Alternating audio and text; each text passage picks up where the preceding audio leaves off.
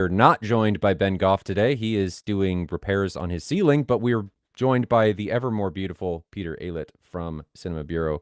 No, yes, and Officina Acustica. You guys have so many titles that I'm just like, I don't know where you're from.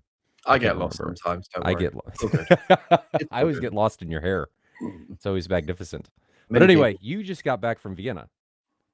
I Or maybe did. not just, but a little bit ago. And we're going to talk about Vienna. So we don't have much time today. So we're just going to jump straight into it. And this is mainly going to be you talking because I wasn't there. You were there. What happened? What was it I like? guess. I guess a lot of listeners, viewers, whoever you are probably thinking, "Well, what's Vienna? Why do you That's a want good to point. talk about Vienna?" If I say Munich, a few of you might go, "Oh, Munich! There's a hi-fi show that happens there every year, Mm-hmm. isn't there?" Well, it used to be in Munich, but apparently the story is, although I think this might be an urban myth, that the MOC in Munich, that was the show venue, which was quite a unique venue, is owned by BMW, and BMW want their building back. So they moved the show to the Austria Center, which is in Vienna. And it's a show that I go to every year if I can. And it's one of those shows that every time I go, I think to myself, "Oh, why am I going?" You know, it's just full of snake oil and audiophilia and people talking nonsense. And yeah, that is a little bit true, but it's also the world's biggest audio show. If you're into audio, you're into the reproduced arts, you're into speakers and amplifiers and turntables and cables and everything about audio, it is the world's biggest audio show. Mm-hmm. And this year was interesting. Actually, it was definitely a different vibe to Munich. And one of the things that I think most people don't like hi-fi shows for is the fact that you have this hotel that is just crammed full of hi-fi exhibitors. You have rooms next to each other, which is a problem, because if you want to play something quiet, the room next door blasts you out. If you Mm-hmm. want to play something loud, you're going to blast out the room next door. Now, interestingly, and especially for everyone listening from the US, which I suspect is most of you, there's a show every year in Schaumburg on the outskirts of Chicago called Axpona. And that's a really, really, really good audio show. That's basically the second biggest audio show in the world. And what they do is it's classic big hotel built around an atrium. And for most of the demo rooms, they have demo room, empty room, demo room, empty room. So that makes that show quite good. What makes the Vienna venue really interesting is just the sheer amount of space that they have over above Munich. Munich was crammed in. Really? There was years worth of waiting lists if you wanted to exhibit there. Basically, every room, every square foot meter of floor space was taken, and they simply couldn't grow. And the new venue is definitely going to give them scope to grow. And it's a combination between rooms that are pre-built of different sizes, from ballroom type rooms, and I've got a few photos to share, all the way through to sort of small, medium-sized meeting rooms, then set up as a listening room. Mm-hmm. And it felt emptier, but I suspect it wasn't. I suspect in terms, and I haven't seen any official visitor numbers. I'm not a hi-fi journalist. I'm not going to dig into these things, but I suspect it was actually quite busy. But the reason it didn't feel so busy is it was just more spread out, Yeah. and there was just a lot more space, which was actually, in retrospect, really, really lovely. So it's a hi-fi show, and most people can probably imagine what a hi-fi show is. And the interesting thing about the old Munich show and this Vienna show is the show's over 4 days, but the first 2 days are reasonably strictly business to business. So you could Oh. just trade only, with the Great Unwashed coming on the Saturday and the Sunday. And actually, every year, a lot of exhibitors choose to take a really, really small room or booth at the show just to meet and greet people, but their actual demos are off-site. And one of the reasons they choose to do that is if you take a demo room at the show, you're obliged to stay open for all 4 days. But they don't want to see the public. They're there to meet dealers, to meet distributors, to meet new customers. So they take a hotel suite, 5-10 minutes walk in one of the adjacent hotels, and exhibit there. And this year there were quite a few big, significant manufacturers that were offsite. One thing about what I'm going to say today, I'm going to mention very, very few manufacturers because I don't, and I'm not going to be, I'm going to be negative about one room, but I've hopefully anonymized it as much as I can. So if you recognize the stuff, you'll recognize the stuff. But I've taken all the brand names out of the photo. So I'm only Look at going to you be being positive. prepared. I'm only going to be positive about the things I'm going to be positive about.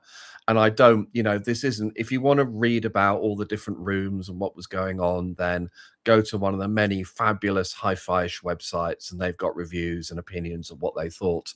What I kind of want to talk about today is this podcast is mainly an enthusiast with some professionals talking about theaters, talking about cinemas. It's really, really AV. And I'd just like to dig in and talk about, well, so what connection has a show like this got to do with what we do?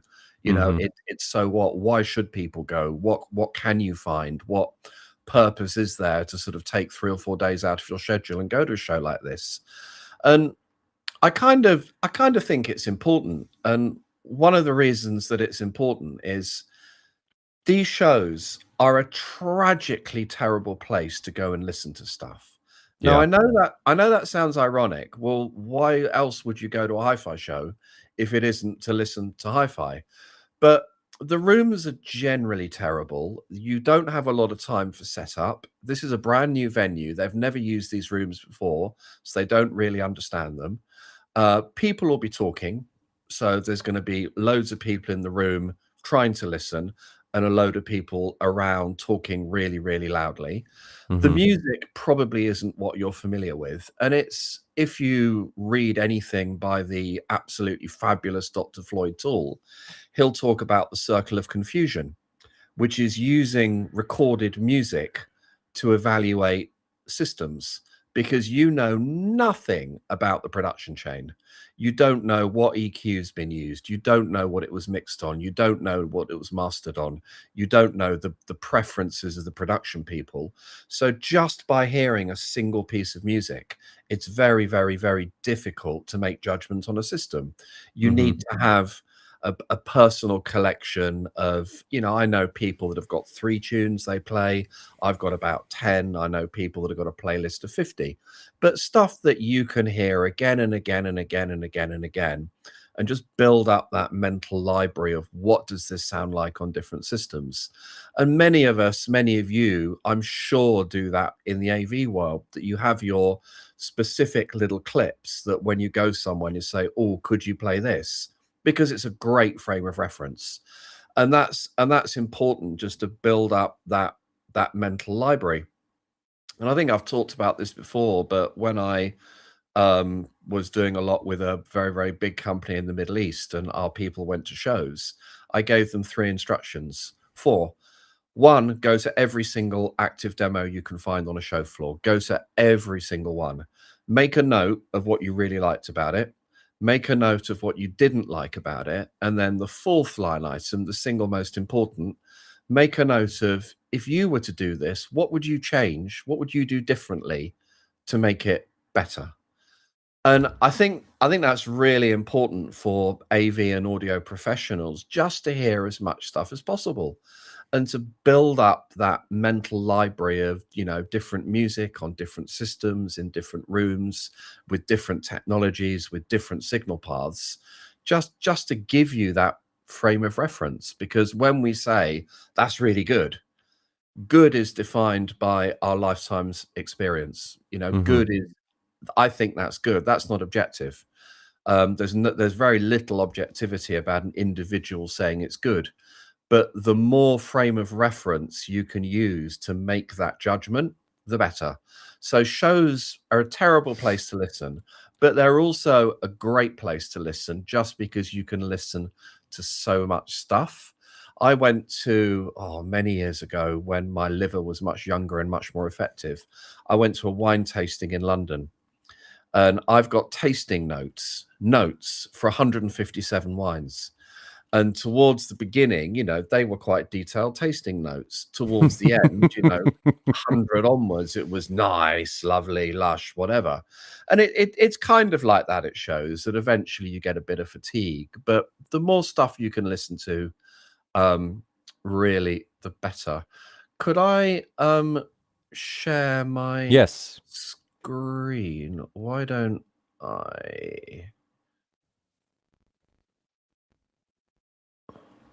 just share that, because it makes it easy to flip backwards and forwards? Can you see that? Fabulous. So this is the Austria Centre. The weather was completely fantastic, which made evenings even better, because Austria, those that know me know I'm a bit of a beer nerd. I do like my beer, and Austria is a quite reasonable beer town for those sort of Germanic Eastern European beer styles. So the Austria Centre, typical exhibition venue. And the other main reason I just love going to shows, and I know I wasn't going to talk about brands, and I haven't anonymized this, but hey ho, when it's got some of my best friends in the photo, Mm-hmm. it just kind of doesn't matter. The guy on the left is Maurizio Conti, my fabulous business partner at Officina Acustica and Cinema Buro. There's then Eric from Perlison. There's then the completely incredible Rich Green. If ever you're at an industry event and get the chance to hear Rich speak, he is a futurist beyond anyone I know. He's amazing and a fabulous communicator. And that's Rich's sister, Liz, who's a professional musician. She teaches and plays violin and viola in Wisconsin in the US. And it's just great going to shows, bumping into people, bumping into friends, talking about stuff, checking up on how everyone's been. The really striking thing about this show, though, was, and this show in general, is just how few AV people there are there. Mm-hmm. There's a few enlightened ones and a few that cross over into sort of the more hi-fi side of things. But it is very, very, very much a hi-fi show. There were very, very few rooms that had any kind of video whatsoever. There were a few that were just making a half-assed attempt of it and just weren't very good. There were also some quite notable rooms that sounded, really good, and they were trying to do something completely different. More on that in a second. But going back to stuff and going there to listen, here is the one system that I've tried to anonymize. It was awful. It was, there are many rooms like this you walk into, and I'm actually just going to go back because I don't want to give people the time to go, oh, what's that? What's that? I'm going to research, because it kind of doesn't matter what equipment it is. And I'm sure in isolation, each one of those pieces of equipment is probably all right. It's probably pretty good. But whatever they were doing, and I walked in and I did a quick mental calculation of the sort of the value of this system, and it was a lot of money. I suspect this was a high six figures room just to play 2-channel. Mm-hmm. And you think, well, this is going to sound really good. It didn't. It was completely incoherent, and I couldn't believe it. So I stayed for another track, and I stayed for another track, and I listened to, excuse me a second. Got a bit of a cough, might have the odd cough break occasionally. I listened to, I think, about 4 songs in there, and it was just a completely incoherent mess of a system. And I just don't understand how experienced manufacturers, and with most of these rooms, it's not just one manufacturer. You might have a speaker manufacturer and a different amp manufacturer and a different DAC manufacturer and a supplier of cables and supplier of different source components all coming together to do this room. How they thought that room was good.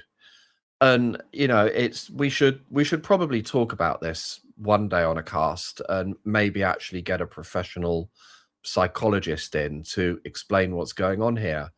But a lot of these rooms, people see this big, shiny, expensive, really, really well reviewed gear and are pre-prepared for it to sound really good.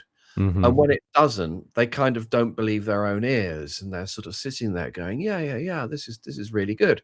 And I just don't understand.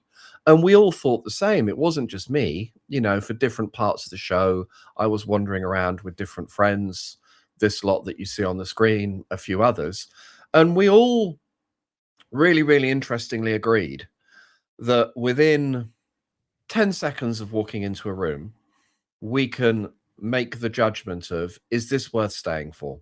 Mm-hmm. Is I would is is agree. this is this a room worth sitting down and actually staying for? And I know I said earlier you can't evaluate a room just on one tune that you don't know, but you can certainly walk into a room and go, well, regardless of what the music is, what genre it is, how it's recorded, does it have a level of coherence and a level of low distortion, and more about distortion in a second, that is giving me the vibe that I actually want to sit down and listen to music. And I would say that 70%, no, let's rephrase that. 20% of the systems were completely terrible, just completely incoherent. Just, I've got Bluetooth speakers that sound better than these systems, genuinely, and we all agreed they were terrible. About 50%, they're okay. It was fine. It was making reasonably coherent sound, but it didn't really want to make you stay. It didn't really want to make you sit down and go, oh, there's something here. There's something interesting here. 30% of systems, sorry, 25% of systems were really, really good. You sat down and thought, okay, I understand why you're at a hi-fi show. This is I can't reasonably, I could criticize it, but it's basically doing everything right. And then about 5% of things, I was sitting there going, wow, this is really cool. I'd really like to stay. And I enjoy, in a way, experiencing the bad stuff as much as I enjoy experiencing the really, really good stuff, because it just lets you build that mental library of what do different things sound like. So most of the exhibits were just plain two-channel exhibits, with some really, really exceptionally notable exceptions.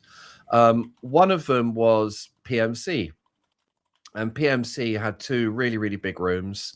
I only thought of taking a photograph of one of them. The other one, it didn't look remarkable. It was a pair of their big speakers and some amps and stuff. It didn't look great, but more on to that in a second. What PMC and another set of exhibitors I'll talk about in a second did that was different and wonderful is that, yeah, they're there to sell kit, but they actually made it about the music. So PMC had two rooms. This one was the PMC studio. And what's probably obvious from the photo is it was a multi-channel room. And what they were doing that was really, really, really cool is they had a number of music producers, musicians, who live were taking the individual stems, so the individual parts of the recording of a song, and live doing an Atmos mix with the audience kind of going, oh, what about this? Could you send That's that to the cool. LFE? How do you EQ this? Can you decorrelate that? And they were going, sure. So everyone was sitting there, and from individual stems, they were creating a mix. And then at the end, the musician went, well, this is how I imagined it. So the mix that was created on the day was played, the musician's mix was played, and they were completely different. And that's just so, so, so cool, Yeah. because it See, I it it appreciate that because it provides, I like when brands do that because it provides an emphasis on, yeah, we're focusing on what you're doing with this instead of just on the equipment that is reproducing it. I think it's a sum of its parts. And if you don't focus on what you're actually creating, you're missing the boat. You're leaving so much out there. So I love demos like that. I wish I got to experience That's fantastic. it was very, very cool. And I think the other thing it showed a lot of the two-channel Luddites is that used properly, it immersive as a creative tool, Hmm. that you start with the same basic sounds, but how you deal with those spatially, it's just an amazing creative tool. And they were doing some really cool stuff in that room. In the other room was just a very, very, very good and good sounding 2-channel setup. It's probably one of the ones I'd put in that 5%. But what they were doing there was completely different. They had a number of speakers, and the session I attended was a gentleman called Miles Showell, who is a mastering engineer with a speciality in vinyl. So Miles works at Abbey Road Studios in London. He's not a staff member, he's freelance, but that's where he has all his equipment. Abbey Road's famous, of course, from that very, very famous zebra crossing photo of the Beatles crossing it. It's one of the most history and storied recording facilities in the world. It's an amazing place. And Miles is an incredible analog mastering engineer. So he's the person that cuts the vinyl. So he's got his own Neumann cutting machine, which he plays around with and modifies and improves.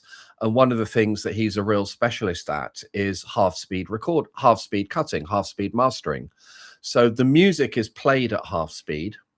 The cutting machine is run at half speed. So when you're listening to it live, it's just weird because you're listening to your music half speed. But half speed to half speed, when that's played at normal speed, it sounds perfect. And because you're cutting that vinyl disc at half the speed you would, you just get a more accurate transcription. It's got more time to cut all those details into the vinyl than if it was running at full speed. And the thing that completely blew me away is he played a master that he'd done at half speed of the song "A Day in the Life" by the Beatles, and he only cut 5 of these, and I literally had tears in my eyes. I'm almost welling up thinking about it because it just sounded so good. There was, a bit of EQ. There was hardly any compression. It was a half-speed cut. And the other thing he did for that, which when you think about it, and I'm, sorry for all you home theater geeks and nerds that I'm going deep into the analog world here, but it's really, really cool, is how most records play from the outside in? Well, think about it. On the outside, the rotational speed is much faster than on the inside of the piece of vinyl. So you're getting much, much more dynamic range and bandwidth on the outside tracks than you are in the middle. But what if over the side of a piece of vinyl, the music gets progressively louder and dynamic? Or what if in a single song, like "A Day in the Life," as you go through the song, it gets livelier and livelier and livelier? So this particular cut was mastered and cut from the inside out. So you put the needle down on the inside and it plays towards the outside. So as the song develops and you've got more dynamics and more bandwidth, you're getting more potential off that disc.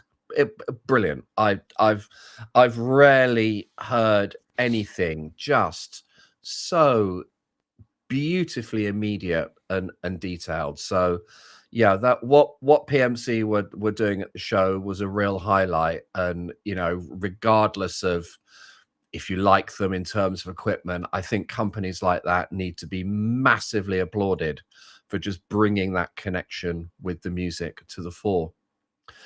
The other collection of companies that did a multi-channel demo were Perlison, Trinov, and interestingly DCS. And if you're into your high-end audio, you'll know that DCS, they're a British company that makes some very, very high-end DACs, digital to analog converters. Now, that group of this room, and this is a picture that I took during setup. So we weren't involved; they're just friends. So we decided to bug them and give them an opinion that they probably didn't appreciate. Calibration by committee, it's terrible. So I was biting my tongue a lot, but they did a great job. That room sounded fantastic. They had a Grammy award-winning musician called Justin Gray presents some tracks from his latest album, and that album is available on lots of different platforms. Excitingly, it's also available on Kaleidoscape now, so that's definitely worth seeking out for those of you with a Kaleidoscape. The artist is Justin Gray. Sorry, I've forgotten the title of the album, but again, it was Justin talking about how this thing was recorded, how it was mixed, how it was mastered, and specifically how it was recorded for multi-channel. And it was fascinating. And it was fascinating then talking to Justin afterwards. And I had the privilege of going for dinner and then drinks after the show with him. Just talking about, you know, all the different ways that it gets from where it's being recorded to the final format, all the decisions that need to be taken. And one really cool conversation I had with him was Atmos is an object-based system, and an object has an XYZ coordinate. So in theory, it can be rendered into any 180-degree hemispherical space.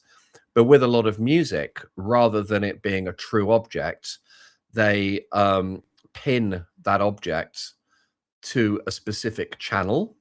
And it was really, really interesting talking to Justin about why he and a lot of music recordings do that. But in a lot of cinematic recordings, that's not done. They're left as pure objects. So, you know, those kinds of conversations during the session and then in the more social room outside were just really, really cool. And they were getting really, really good response at the show. When we were sort of roundabout in that area, they were doing their demos, I think, twice an hour for 15 minutes. So 2 demos an hour. And twice an hour, you could hear a big applause from the audience. So a lot of these people that were only really used to 2-channel music, for the first time ever, hearing really, really, really well recorded stuff that was made specifically for immersive, in a really good sounding, well dialed in system, they were blown away. So I think certainly for professionals like me, other installation companies, immersive music is a big opportunity. It really, really is. It's the next dimension to music. There's a lot of content out there at the moment. Some of it, a lot of the stuff that's being redone for Apple, is a little frivolous. It's a little Atmos for the sake of Atmos. But then you look at the stuff that Justin Gray's doing and other musicians, and that stuff's recorded specifically to be played back in immersive. It's absolutely wonderful, and it adds another dimension. So Perlison did the speakers, Trinov did the processing and the amplification.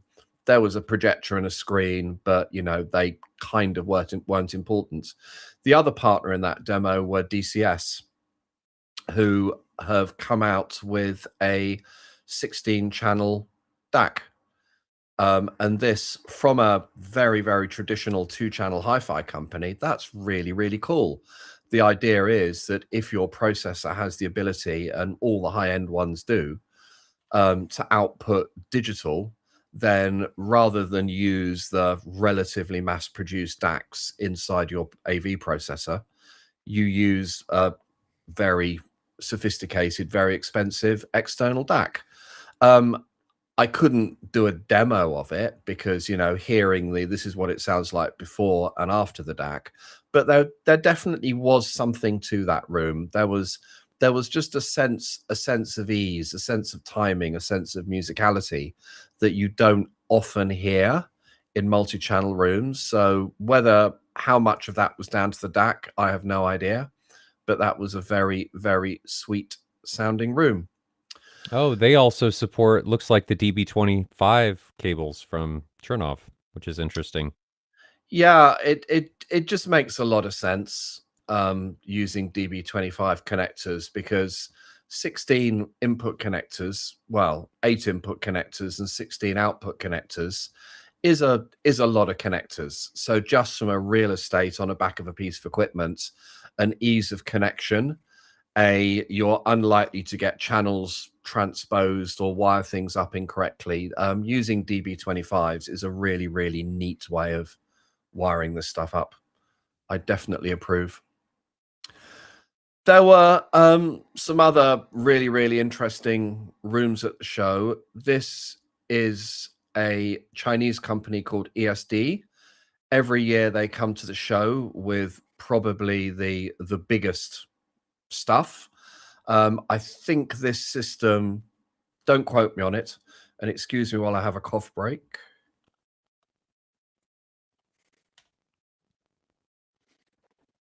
I think this system was $4 or $5 million. Good Lord. And it sounded as huge as it looks. I saw this system and I saw the room and I was really quite skeptical, but the sense of scale that this system was able to reproduce while I was there, they played a very, very, very famous living stereo recording of Tchaikovsky's 1812 overture. And these recordings were recorded with actual real cannons, you know,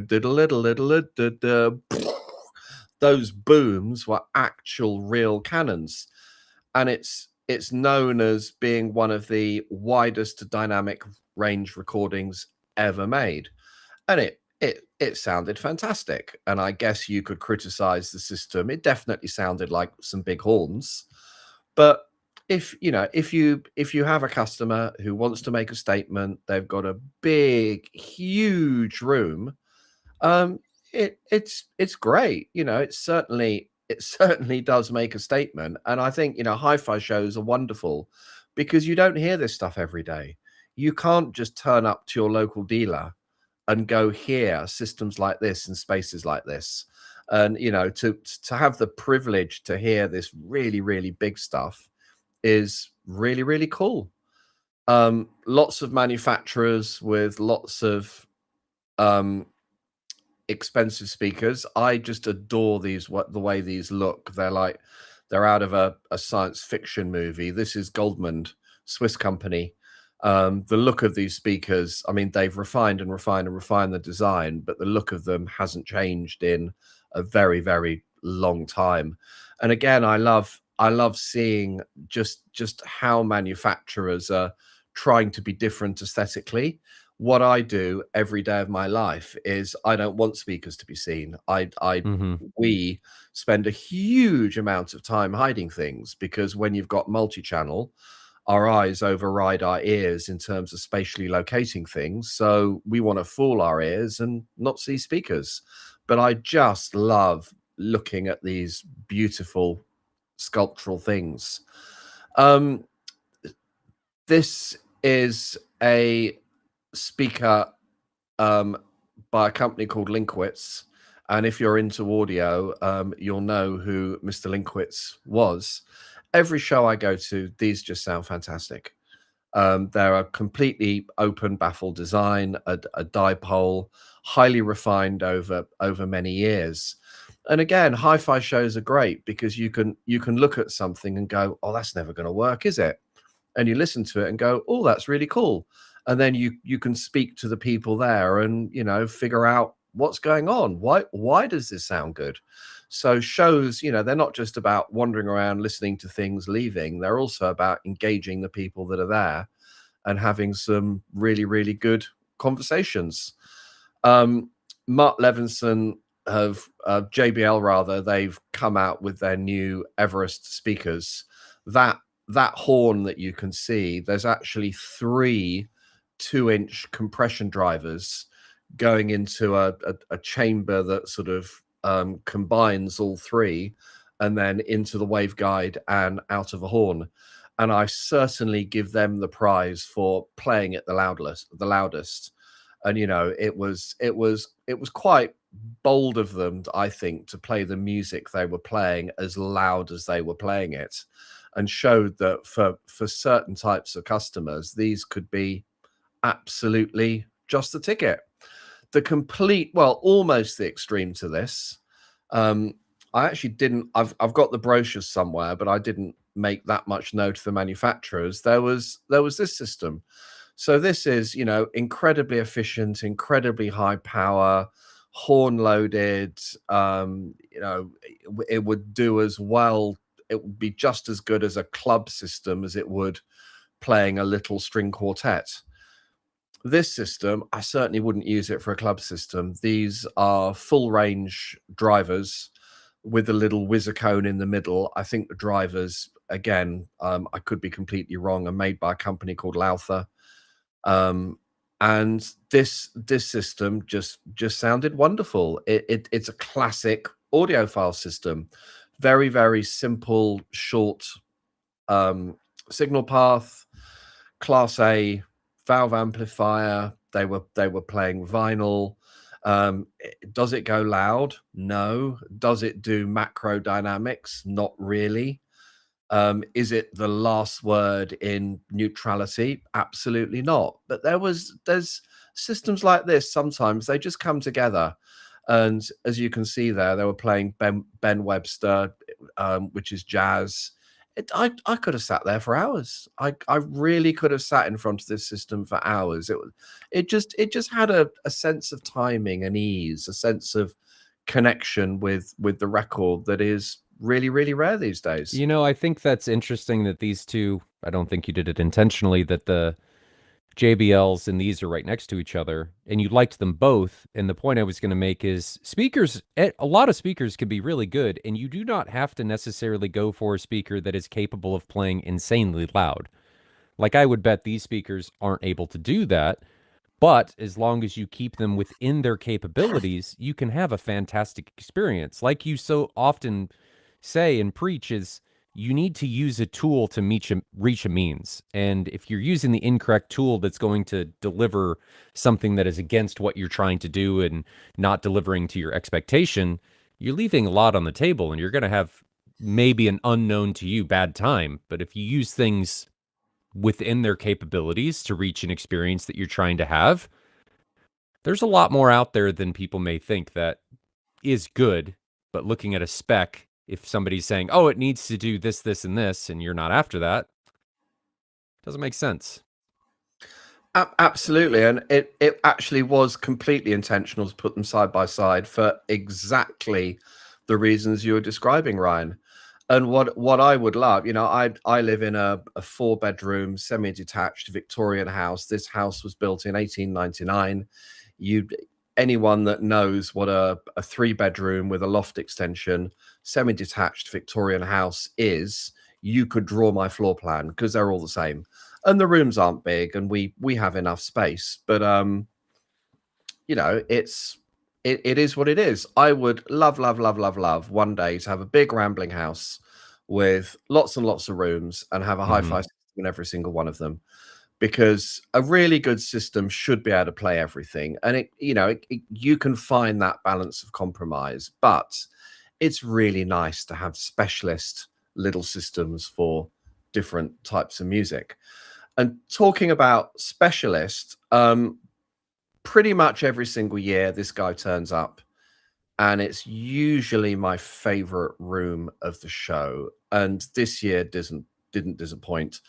Audium is a recorded hi-fi museum in Seoul in South Korea. I'm not sure if it's open to the public. I think it is, but you've got to book. You can't just turn up. And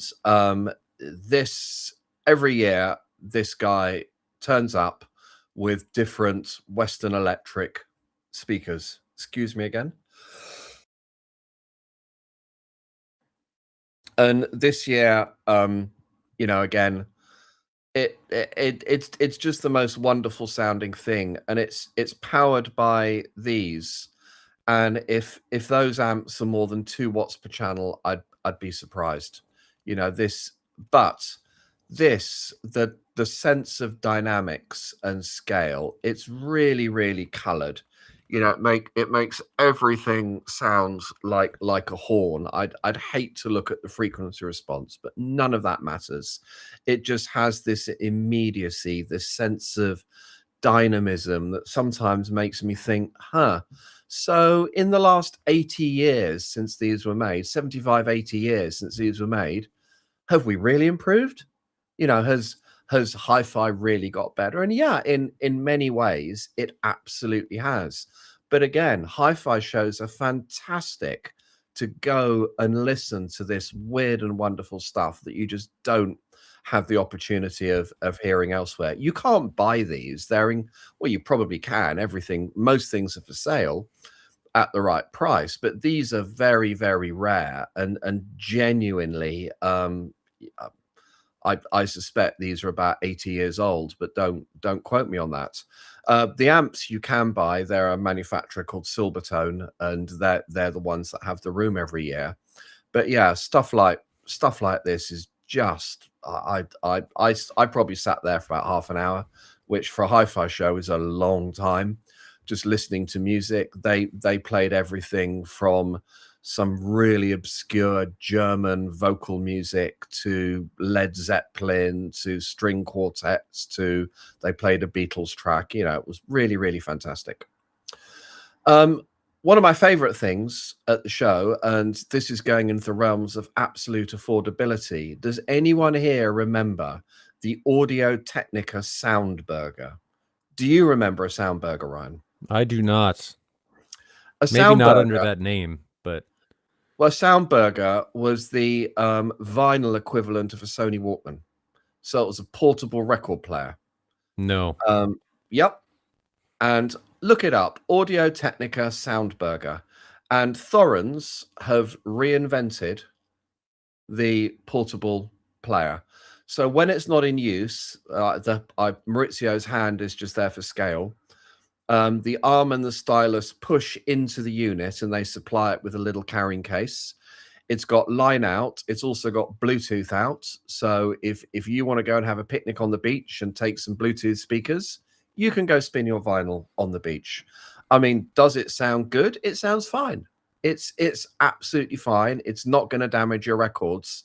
And I just love stuff like this. When it goes on sale, I'm very, very, very likely going to buy one. Will I ever use it? I have no idea. But you know, when I did have my Twitter X account, which I don't anymore, my handle was Get More Gadgets, and this is a wonderful audio gadget. I love stuff like that. Just quickly wrapping up.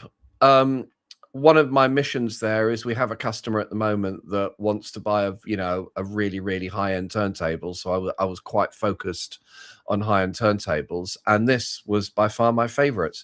This is by a company called Wilson Benesch, who are based in Sheffield in the UK. And from an engineering perspective, it just blew my mind. I asked them many, many, many, probably quite annoying questions, and they answered every single one of them with an engineering reason. And that's really rare and completely beautiful. So everything about that turntable, there is an engineering reason about why they did it. The if you look there, you can see the very, very heavy platter the record sits on, and then that's the bit that goes round and round and round. Then underneath it, you can see some coils. So this is kind of more of a close up of that. So the whole platter is the motor itself. It's direct drive, but you can just see the level of brutally big, wonderful engineering. It's expensive, but for once I look at it and with my engineering hat on, I go, yeah, I can actually see where the money and where the precision has gone. And again, hi-fi shows are just fantastic to, if you're into audio engineering, how things work, go to them, ask questions. Some people, they're just salespeople. They won't be able to answer the questions. But, in Wilson Benesch's case, I went quite deep and they were able to answer rather every single question. So huge kudos to them. And I'm done, Ryan. Okay. Well, perfect timing because I have to go. I have to take a car in to get work done. But I'm glad we were able to live vicariously through you to attend at least a small portion of the Vienna Audio Show. I would like to go there one Can day. you I went to. unshare the photo so we can see your lovely face again? Oh, yes. Or do I need to do that? I think I can. Whoop, this. There we go. There you go. Yeah, there we go. Everybody's really here to see your face, not my face. That's the reality of it. But thanks for. I think record players are way prettier than my face. Yeah, record, especially that one. That one looks every bit of whatever that thing costs. I wouldn't be surprised whatever that thing costs, but hopefully you were able to find something that worked for the client, worked for the customer, and that was what they were looking for. I think we have. Good. But thanks again for taking us through that. I have never been to Munich, the Munich audio show. I've never been to now the Vienna audio show, so hopefully I'll be able to do that in the future.